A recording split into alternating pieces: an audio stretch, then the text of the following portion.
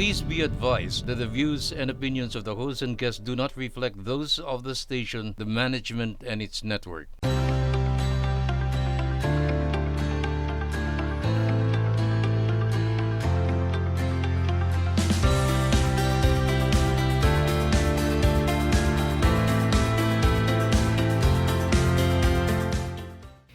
Hello everyone! How's everybody today? We hope na chill lang ang pagsisimula ng week ninyo. Siyempre, kasama na kami na doon.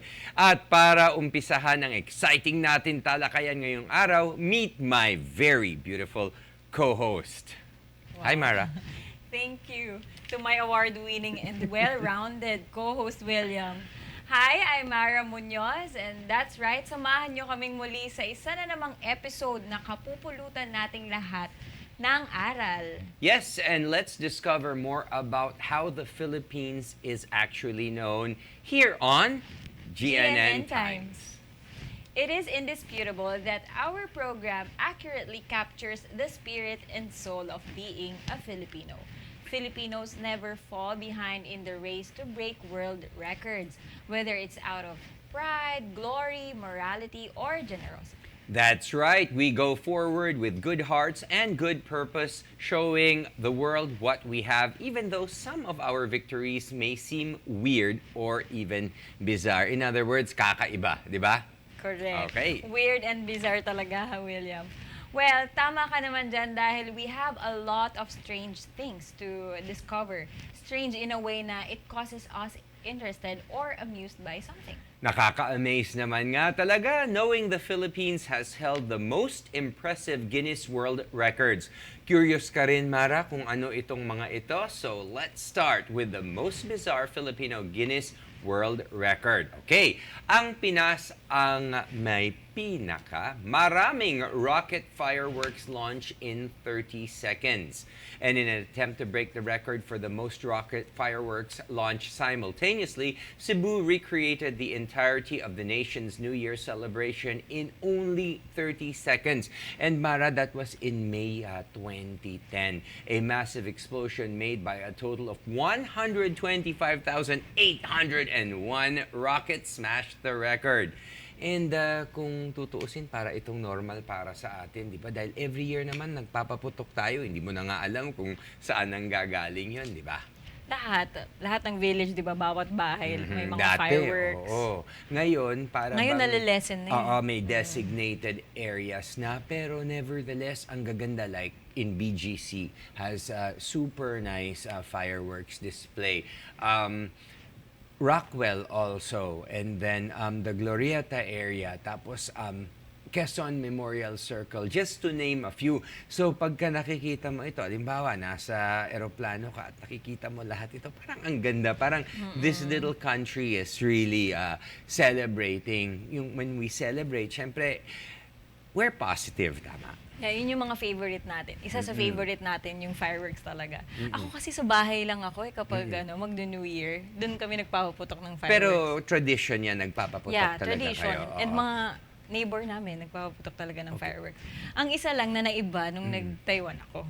Oh, okay. Yun. Kamusta? Taiwan also has a very nice fireworks display daw. Tama? Sa Taipei 101. Ayun, Yun yung yes, experience yan. kong ibang lugar. Pero And more then, on sa bahay, di ba? Ganun ang mga Pinoy. Yes. And Yeah. para bang, ayun, masayahin kasi ang mga Pinoy. So para bang pagka pinag-uusapan natin itong record na ito, pwede na rin natin sabihin that the Philippines is one of the happiest people.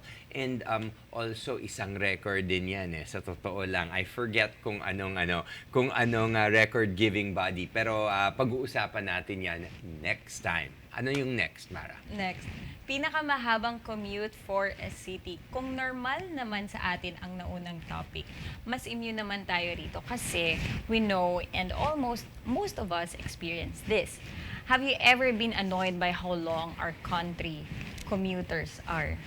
or commutes are. Every day, commuters face long waits to get to work, school, or somewhere dahil sa biyahe. In Manila, commuters spend an average of 45.5 minutes traveling one way, according to a 2015 survey by the traffic app Waze. Pero alam mo, sa tingin ko, kaya rin nagkakaganito, nahihirapan sa pagko-commute dahil din sa dami na ng tao dito sa Metro Manila. Totoo. Pero kung mga tao magstay sa province, kaya rin kasi sila pumupunta dito dahil sa sweldo nila Hindi kasi pareha. Pero feeling ko kung magiging pantay na yan, kung meron hindi lahat nandito, di ba? Yes, that's a very good point, Mara. Very, very good point na para bang kung maging parang general na yung ating minimum wage, di ba? Hindi nagkakaiba for certain things.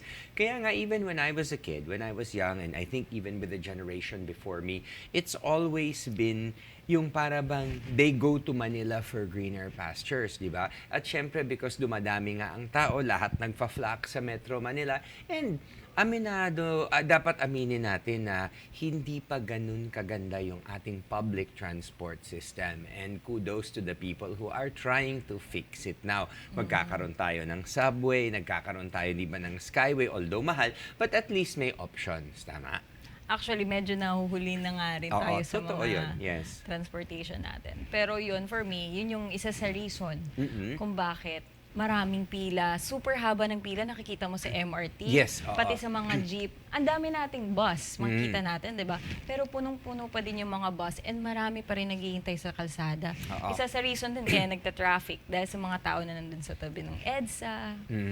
Na para bang everybody is going to one place all at the same time. Kaya tama yun, one solution would be to sort of like para bang decentralize everything away from Metro Manila, di ba? Kung alimbawa, dapat the provinces have their own industries that are as important. This will also provide more jobs for our other mga kababayan who are living in the province. And at the same time, also magkakaroon sila ng sustainable livelihood doon, di ba? Para pantay-pantay na talaga. Yes, para pantay-pantay. Total naman, we are rich in natural resources. And of course, totoo naman ng mga Pilipino ay basically masipag, di ba? Totoo naman yun, di ba? Sobrang sipag. Gagawa ng paraan para magka-pera talaga para sa pamilya nila. Yes. Masasabi mo ba na tayo? Madiskarting tao. Oo naman. Parang si William din. Sobrang sipag niya.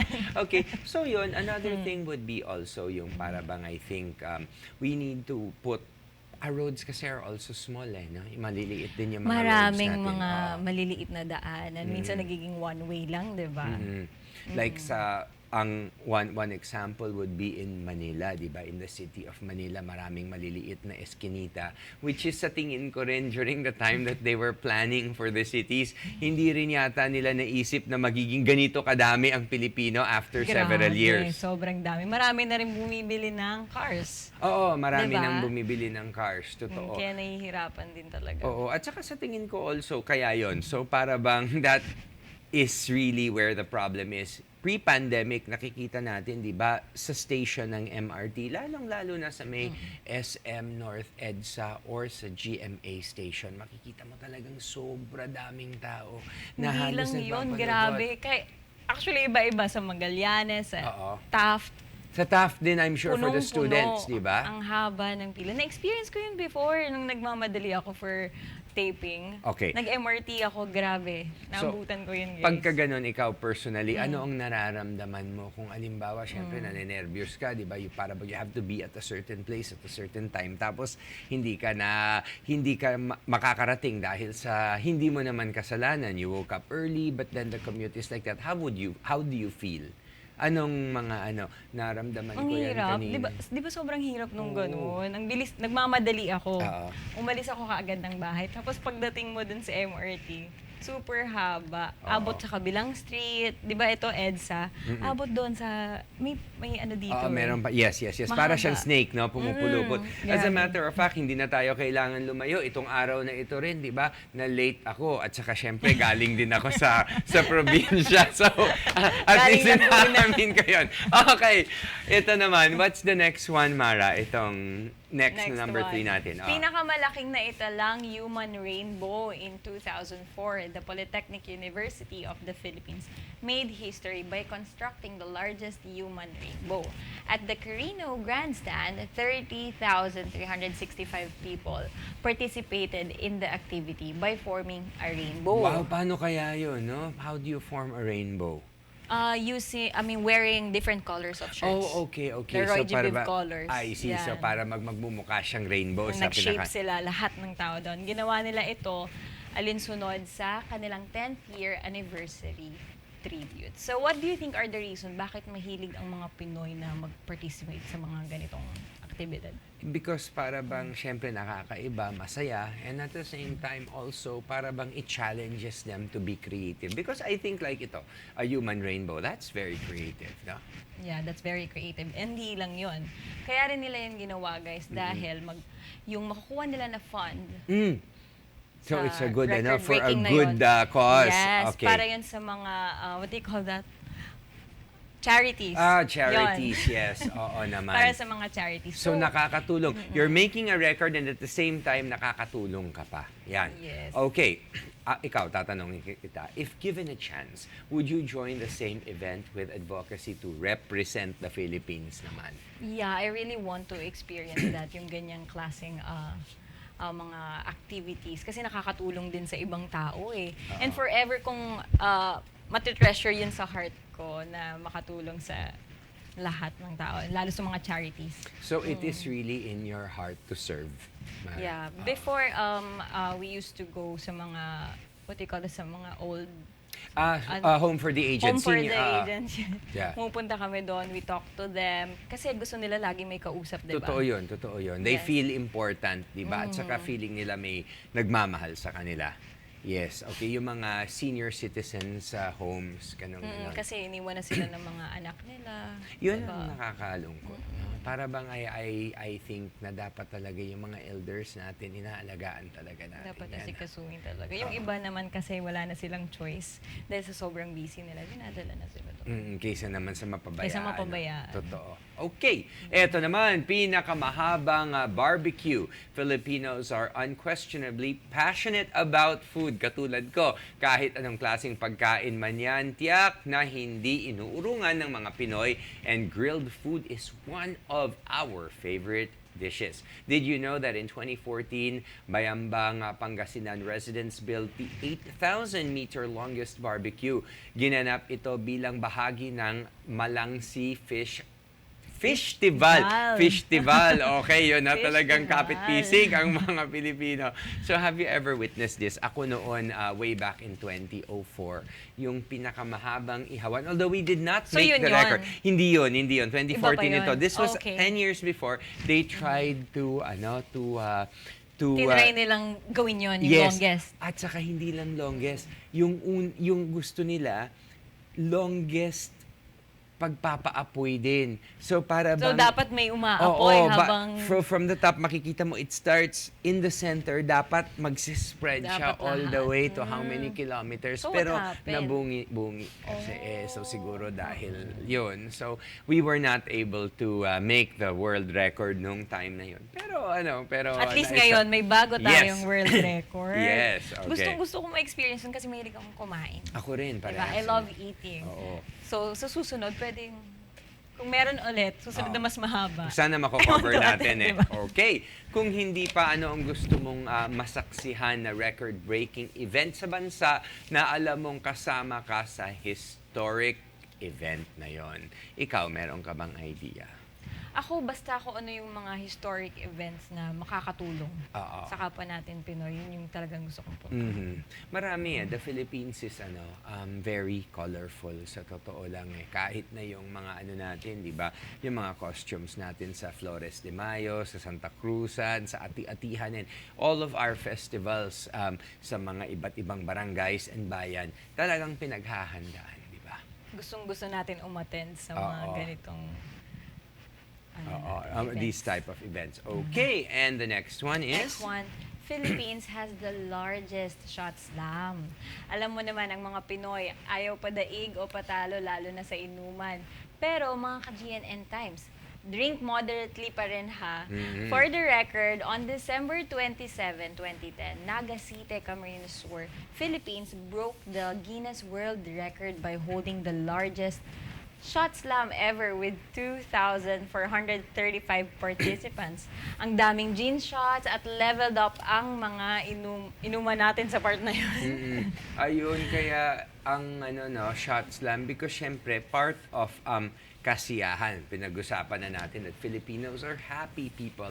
And syempre part of bonding is yun over a few drinks. But tama ka nga, we have to drink moderately. Drink moderately, napakahirap. Alam ko, nagsasaya tayo dyan. Kahit ako, I drink, guys, with my friends kapag may celebration, birthday, or whatever achievements that gusto nating ma-enjoy or ma-celebrate. But we should drink moderately.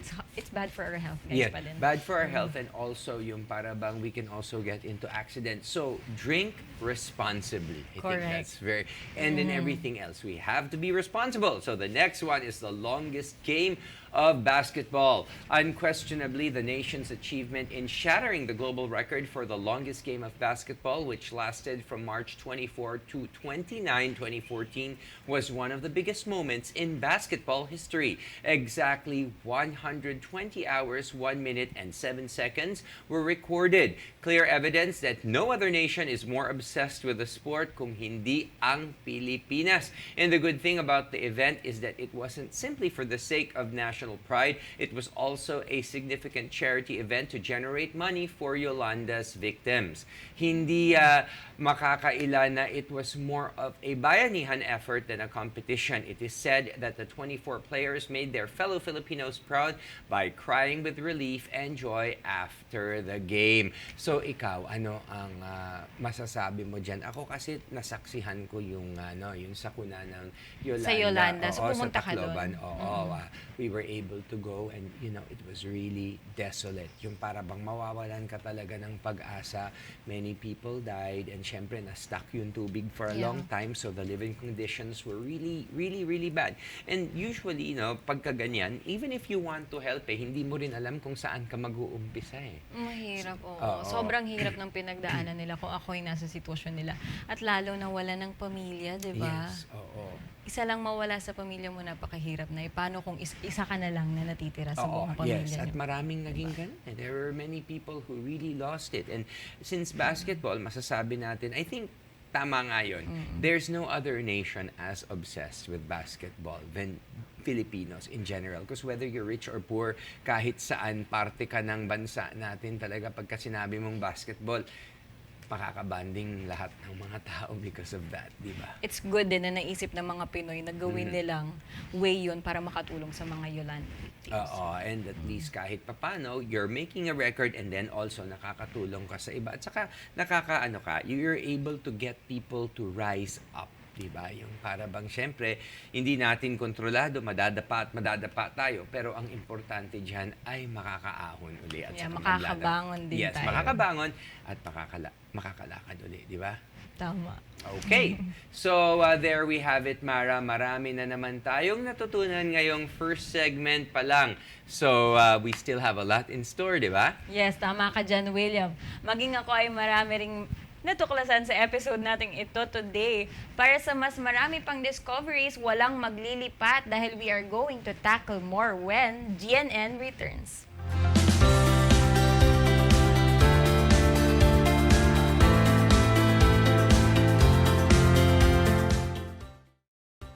And we're back to GNN time. Sa pagpapatuloy ng ating discussion ngayon naman, we're going to discuss more on how the Philippines obtains the record-breaking list of records. Yes, pag-uusapan natin ang list of records of the Philippines to add more of the national records our country has maintained. So, William, care for us to share what iconic records the Philippines have? Yes, it does not only limit to this one category, kung hindi more than that, tulad ng larangan ng finance, geography, political entity structures, at marami pang iba. So, katulad ng, for example, let's talk about geographically, no, and landscapes, the tallest mountain.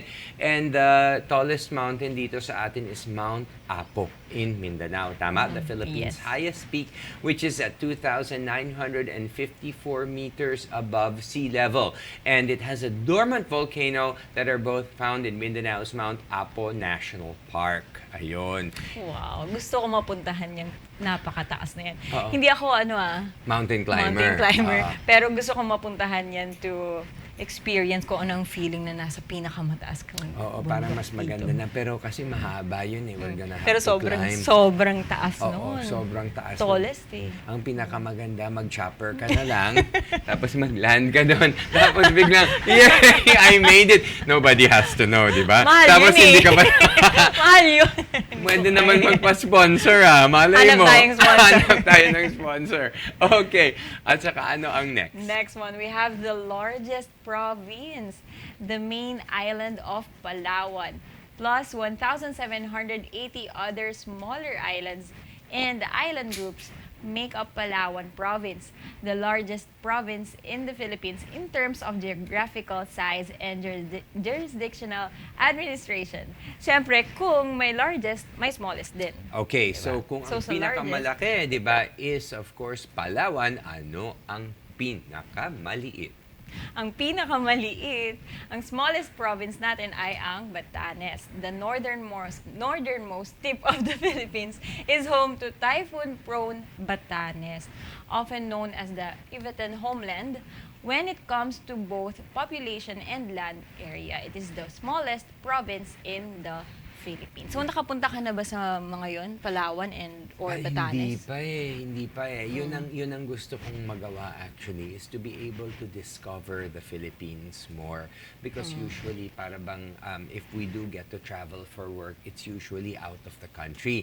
Kung nagtatrabaho ko naman, most of the time, you will end up going to Davao, you will end up going to Cebu, di ba? Because these are the other major big places, di ba? Or kung halimbawa, magbabakasyon ka, usually Baguio, Tagaytay, ganon, Boracay. Dito tayo talaga. Oo, pero hindi tayo nakaka-branch out into some of the other ones, which is, ang gusto ko rin mapuntahan is of course Bohol sana, to see both the Chocolate Hills, and I've always been fascinated with tarsiers. Yeah, I really want to go there too. Oo. Hindi pa ako nakapunta doon.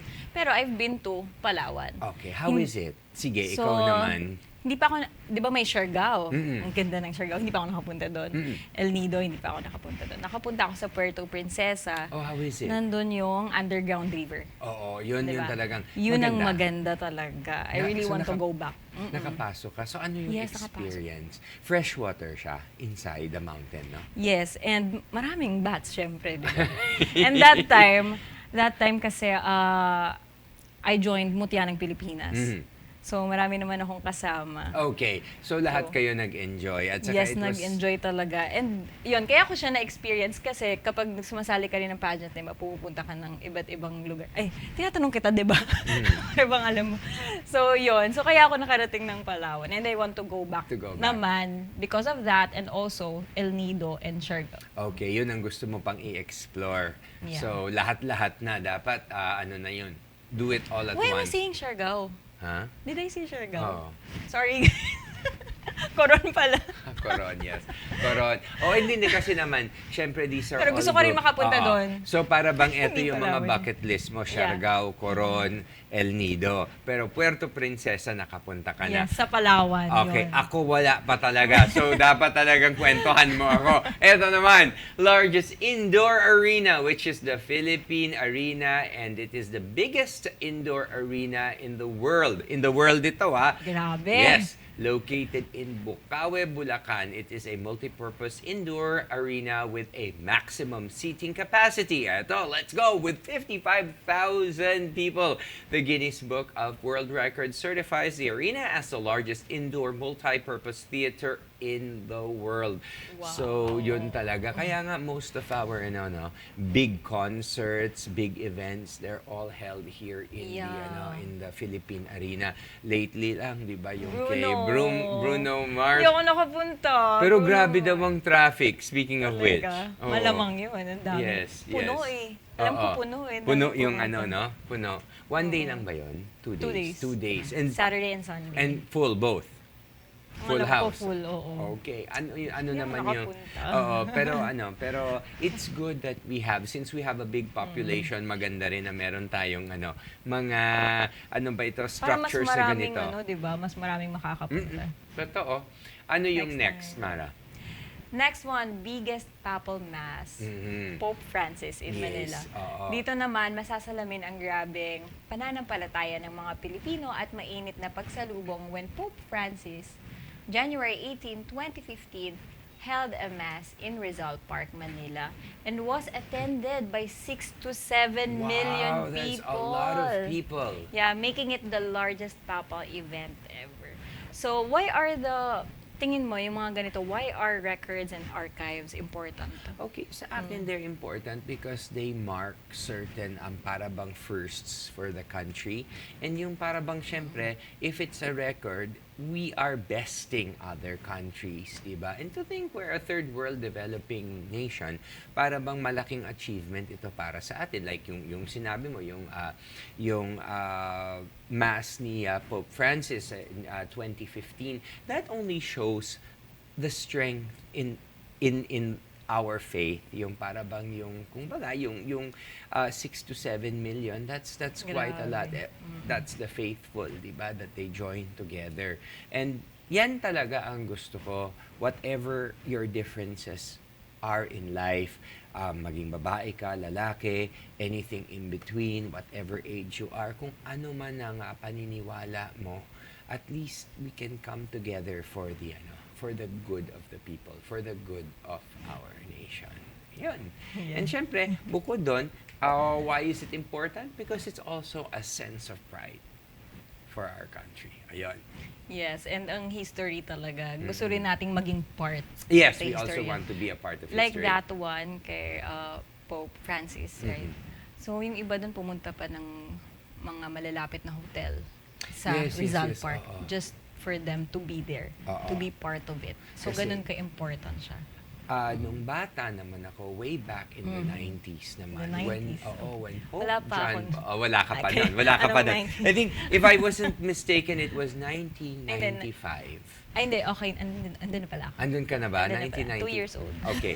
1995 was when Pope John Paul visited the Philippines, and that was also very, very, very historical, no? Because It is, iba diba? yung charisma ni Pope John Paul. Doon na doon pinanganak yung Pope Mobile, which is ginamit din yata ni Pope Francis. Yeah, I So saw it that. started I saw with Cute. Pope John Paul. So ayun, so I guess we answered that na what is the historical value of records. Ayun, we go It's as really important. very Yeah. important, yes. Na And- natitreasure din natin, and also in the future malalaman din ng ibang kabataan kung ano yung mga na-experience natin ng mga panahon na yun. for the generations to come. Okay, so those are, and the benefits of records, of course, it also gives Ano us yung something. nagigain? Oo, ano yung nagigain? Well, number one, syempre, bukod doon, no, once you already have a record, usually you want to beat it. So,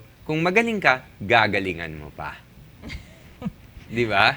Okay, and so, ano yun na... Yun ang benefit ng Oo, mga nagigain records. natin. Parang sa Guinness. Oo, Guinness Book of World Records. At saka syempre kasi, number one, kung if you make those records, the truth is, hindi mo na mabubura yun eh. 'Di ba? Kung alimbawa, andyan na yan, well, it goes down in history as a record for the world. Hindi ka lang nakikipag-compete sa mga kababayan mo, sa classmate mo, or yung para bang it doesn't become a school-to-school thing. It becomes a whole nation together. One thing siguro that I think we need to talk about also is dati nung may laban si Sino? our world famous boxer si Manny Manny Pacquiao. Pacquiao. Manny Pacquiao, alam mo ba, pagka lumalaban si Manny Pacquiao, 0 crime rate in the Philippines. Yes, kasi lahat nakasubaybay sa laban niya. So, Oo, kahit ako, Simula bata ako, nanonood kami buong family. Yung iba naman, kung wala sa TV nila, pumupunta pa sila sa mga gym Oo. para manood or magbabayad sila to watch the live stream of Manny Of Pacquiao's. Manny Pacquiao, yes. Yung para bang nakita natin kung paano siya nag-umpisa, and that was very, very inspirational. yeah, because you started watched very- that? Yeah, Yeah. he started out from a very poor family. He had a dream. He worked hard. That dream came true. And then, he is where he is now. Yes. Diba? Hindi lang kilala dito, kilala all over the Oo, world, diba? oo. Kahit sinong tanungin mo, kilala si Manny Pacquiao. So, kailangan din talaga, kinikip natin yung mga Oo. ganitong klaseng history. Oo. And syempre, may mga rin yan, challenges. Ano bang mga, tingin mo mga challenges sa mga ganitong Well, sa sa akin, of history. course, yun, challenges would be achieving it mismo. Let's talk about something that's a little bit closer to your arena. I would say, compared to any other country in the world, the Philippines has the most number of Miss Universe winners, di ba? Hindi ba? I'm not sure. Pero marami. I'm not sure. Pero Pero marami ngayon, in a short period yeah. of time, di ba? Because from Catriona and also Pia Words Back, that wasn't a long, that was just a few years, di ba? Yeah, it actually started with Venus Ra. Right. Doon, simula nung nakapasok siya sa finalist ng Miss Universe, every year na may mga nakakapasok ng mga Pinay Oo. sa mga top finalists. Okay. Yeah. And syempre, we had earlier Miss Universe winners like, of course, Miss Gloria Diaz and Miss Margie Moran Na Florendo. hindi pa rin natin nakakalimutan. Lagi pa rin Oo. silang nasa mga pageants, ini-invite pa rin sila. Ganon ka-special. And, Pero eto, speaking yun? of Pia Words Back, siguro record na yan sa buong mundo. Record-breaking, di ba? Record-breaking nung nag-announce ka ng Pinay. ibang winner, pero siya talaga yung winner. Hindi Siya- pa yata totoo nagagawa naman yun talaga. sa buong history. Never pa talaga. First time talaga. Kaya sumika talaga si Pia Words The Back. first in history. Ayun, for the sake of history. So, what are the things you are most looking forward to when for the Philippines when it comes to record keeping, Mara? Ano sa tingin? Ano ba ang gusto mong makitang ma-achieve ng ating bansa? Alam mo, marami na tayong naging challenges, di ba? Like, for example, yung yung post office, di ba? Nasunog. Nasunog, yes. Sobrang nahirapan tayo kasi marami tayong gustong i-keep na mga records. Pero, It got burnt. And, yeah, it got burnt. Yeah, nawala yun. buti na lang tayong mga Pinoy, hindi natin nakakalimutan sa puso't isipan natin kung ano yung mga history and nasi-share din natin yan sa ibang tao. Oo, and we can use our memory, our knowledge, of course, Yeah. and yung para bang we can help each other kung baga to stitch back together stuff that we have lost. Pero ako, kung tatanungin mo ako, no? Ikaw? Kung ano talaga yung gusto kong makita para sa ating bansa is to have everybody unite for the better of the country. So whatever your political views are, Yeah. whether yung para bang whatever your denomination is, whatever your religion is that we can come together for the good of our nation. And I'm saying this because when I was younger, the Philippines was second to Japan only. Pangalawa siya sa Japan in all of the ASEAN nations that were developing. No? So para bang we were even before Singapore, we were ahead of Singapore, of Malaysia, of Yeah, before Thailand, dati way back in the late 70s up to the early 80s. So I would like to see us take that place again. Yeah. Since nagawa naman natin dati, I'm sure we can do it again. All it takes is patience, hard work, and a lot of And action. we should, listen sa mga gustong sabihin ng ibang tao, hindi yung sarili lang natin. And at saka respeto sa kapwa, di ba? Yes, we respect and we should work together. And accept Always. too. Okay? Yes. Di ba? Okay. Accept. Acceptance is very, very important because sa totoo lang, we're from many different backgrounds. We have been raised differently, di ba? We cannot expect everybody to be the same, Yeah, like di ba? religions, di ba? Like religion, like or even yung mga traditions and culture, di ba? Yeah, Iba-iba rin iba-iba. tayo. Okay. So, meron pa bang iba? parang busog na yata ang ating Okay episode. na naman. Ang dami nating nalaman, di ba? Yes. Marami tayong natutunan. Okay. Thank you so much. Okay, sana this will be, we will make a record dito sa show na ito for the longest running soon. Okay. Longest running show. diba? Sana from Thank this you, point guys. on. Thank you. Okay, so thank you. So that's it for this segment. To our televiewers, maraming salamat sa muling pagsama sa amin today ng aking co-host na si Mara. Para sa aming future episodes, abangan at mapapanood nyo po kami sa Golden Nation Network. Mapapanood ang GNN sa GSAT Direct TV Channel 1, Sky Cable Channel 73 at sa iba pang cable providers, pati na rin sa UHF Channel 46. Thank you to everyone who watched our episode today. Thank you, William. Yes, thank you. Until next episode here on GNN Times.